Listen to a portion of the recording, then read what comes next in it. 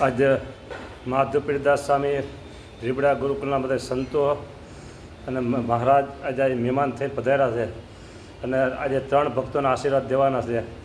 એક છે આપણે રાજકોટ મંદિરમાં સ્ટોર ચલાવતા મગનભાઈ, એમને આજે એનિવર્સરી છે. બીજા દિનેશભાઈ મારું, એમની પણ એનિવર્સરી છે. અને બીજા આપણા નાના બાળક 10મા ધોરણ અભ્યાસ કરે છે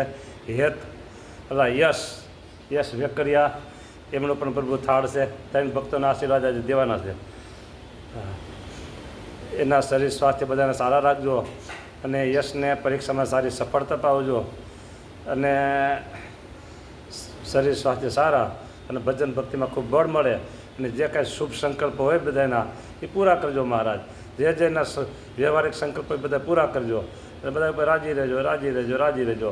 માધવપીરદાસ સ્વામીના ઠાકોર જુઓ એ વર્ષોથી પ્રગટ ભાવથી પૂજા સેવા કરે છે. પ્રગટ ભાવથી પૂજા સેવા કરે છે.